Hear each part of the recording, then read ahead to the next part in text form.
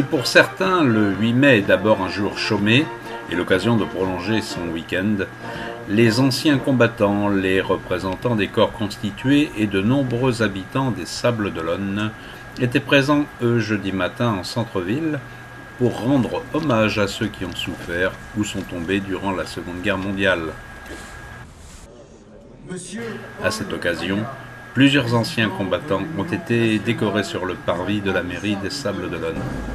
Va remettre la croix du combattant à M. Paul Le Goupil et à M. Pierre Roy. Du secrétaire d'État aux anciens combattants. M. Le Goupil, Paul, nous vous remettons la croix du combattant pour les 20 et quelques mois passés en Algérie.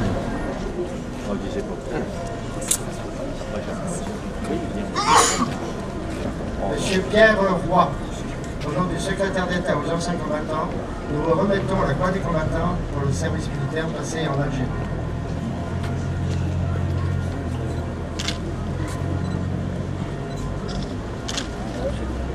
Il va maintenant remettre la croix du Djebel Argent à M.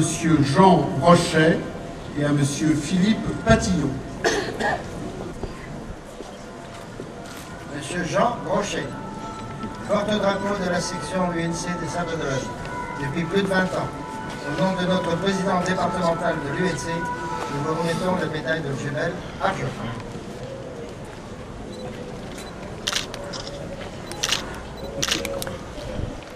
M. Philippe Patillon, adhérent à la section de la Roche-sur-Yon, ayant beaucoup travaillé pour l'UNC départementale, maintenant sablé, je suis heureux de lui remettre au nom de notre président départemental de l'UNC la croix du Djebel Argent.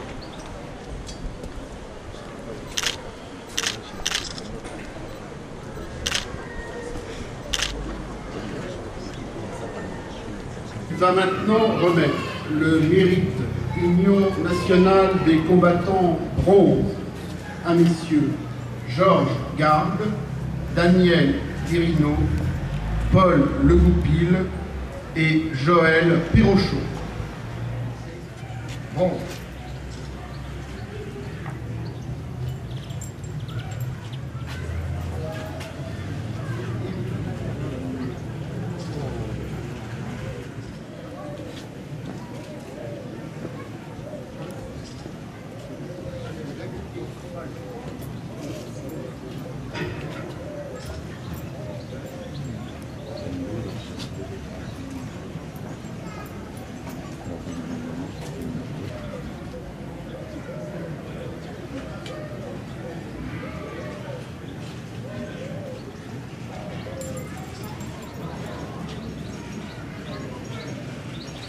Enfin, M. Paul Maillard va remettre le mérite Union nationale des combattants or à M. Norbert Canton.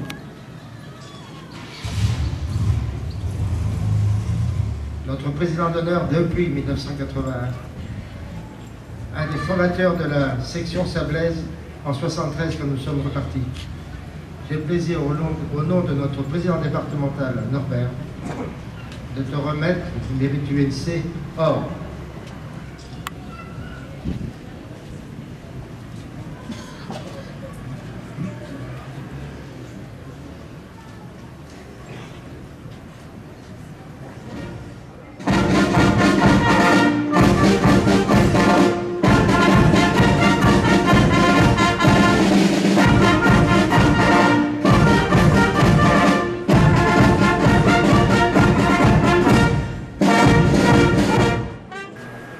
Didier Gallo, maire des Sables, a profité de la circonstance pour renouer avec ses talents de conteur et retracer en quelques minutes 2 siècles d'affrontements entre les deux peuples qui forment désormais le socle de l'Union européenne, la France et l'Allemagne. Et cela à 2 semaines d'une élection qui prend tout son sens à la lumière de son récit. Monsieur le député, monsieur le vice-président du Conseil général, mon cher Pierre Mauger, maire honoraire, Louis Guédon, député maire honoraire, monsieur le sous-préfet, monsieur le procureur de la République, qui vient d'arriver au Sables-d'Olonne, je suis tout particulièrement fier et heureux de procéder au cours de ce mandat à ma première cérémonie officielle, celle qui célèbre la capitulation sans condition de l'Allemagne le 8 mai 1945. Cette capitulation sans condition, voulue par les Alliés, visait à éviter cette longue série de guerres civiles européennes qui, depuis plus d'un siècle, émaillait notre histoire commune. En 1870-71, la Prusse, devenue empire allemand, va se venger de Iéna et des campagnes napoléoniennes à travers ce traité qui nous est imposé à Versailles, au terme duquel nous perdons 2 provinces, l'Alsace et la Lorraine. La France de la Troisième République va préparer la revanche et c'est à l'issue de cette très longue et très cruelle guerre de 1914-1918 dont la France sort exsangue, éreintée, à bout de souffle, 1 500 000 morts, les blessés et les pertes dans les familles, la baisse de la natalité, une France qui n'en peut plus, mais qui va imposer au vaincu qui ne sait pas qu'il est vaincu, à l'Allemand, le traité de Versailles, qui porte en lui la revanche de 1940. Abattre un adversaire est une chose, mais vous enfermez un tigre, vous laissez la porte ouverte et vous l'affamez, et vous êtes certain qu'il y aura des conséquences dramatiques. La grande crise de 1929 va aboutir à la prise du pouvoir d'Adolf Hitler, qui va, lui, venger le traité de Versailles, l'humiliation du traité de Versailles, et qui va, l'Allemagne nazie, va en 6 semaines écraser l'armée française qui était considérée comme la première armée du monde. Nous allons, à notre tour, venger l'affront grâce au général de Gaulle, grâce au général Leclerc, grâce au général Delatte de Tassigny, et les Français sont présents lors de la capitulation sans condition des armées allemandes. Ce principe de la capitulation sans condition avait été déterminé au cours de la conférence de Téhéran. Il ne fallait pas recommencer l'erreur de 1918. Mais l'affaire, l'histoire, ne s'arrête pas là. La brutalité va laisser la place à la négociation et à la mise en place des institutions européennes auxquelles Robert Schuman consacrera tous ses efforts. Ils ont compris que vaincre militairement ne suffit pas et qu'il faut construire. Il faut construire alors que nous nous sommes épuisés depuis un siècle et demi en guerre civile alors que nous avions un passé commun, gréco-romain d'abord, notre civilisation commune, nos racines chrétiennes et nos racines des Lumières, qui ne sont pas si contradictoires que l'on peut le penser.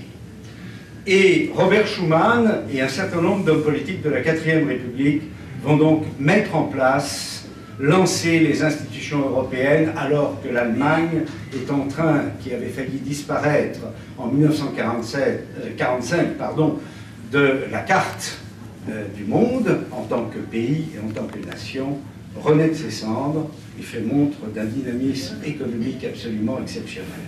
Donc l'Allemagne va être intégrée dans les institutions européennes, et dès lors, avec l'accolade qu'échangent le général de Gaulle et Konrad Adenauer, on sent que nous sommes passés à autre chose. Et cette accolade débouche, c'est 20 ans après le traité, après la capitulation, 20 ans après, il y a cette poignée de main, cette main serrée entre François Mitterrand et le chancelier Helmut Kohl, particulièrement émouvante, qui continue de consacrer cette Union européenne dont la France et l'Allemagne ont été les moteurs. Alors l'Europe. L'Europe, on peut critiquer, on peut railler, on peut se moquer. Mais nous avons quand même eu, grâce à elle, une période de paix considérable, et je crois que désormais, c'en est fini de ces guerres civiles européennes. C'en est terminé. L'Europe est, quoi qu'on pense de son aspect marchand, ultralibéral, est une chance. Elle est une chance parce que les nuages s'accumulent à nouveau. La Russie est un grand pays humilié, grand pays qui cherche à reprendre ses marques, une forme de sa puissance qui ne sont pas toujours très bien perçues outre-Atlantique. Et la puissance européenne doit permettre de servir d'interface entre les États-Unis et la Russie. Une paix n'est jamais définitivement acquise aussi longtemps que subsistent les causes de guerre. Et il faut faire très attention à ce qui se passe en ce moment. Je sais que nous vivons dans la civilisation de l'instant, qu'un jour nous apprenons qu'il y a des bruits de bottes en Ukraine, en Crimée, puis le lendemain on passe à autre chose, un match de foot, un mariage, mais il faut suivre cela de près, même si nous n'avons pas les possibilités d'agir. Alors l'Europe, le 25 mars prochain, il y a des élections. Et il faut absolument aller voter. Quel que soit le choix, nous devons être présents au sein de ces institutions dont dépend une partie de notre avenir.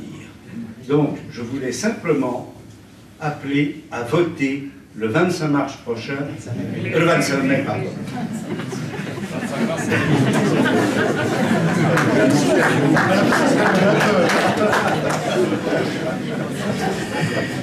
La mécanique n'est pas totalement huilée, je vous prie de m'en excuser. Alors ce sont les neurones. Voilà ce que je voulais dire. Ce 8 mai 45 ne doit pas rester lettre morte. Nous devons continuer à construire l'Europe et à lui faire jouer un rôle, quelles que soient les critiques que nous puissions par ailleurs porter à l'égard de cette institution. Donc, le 25 mai, votez. Merci infiniment pour votre attention.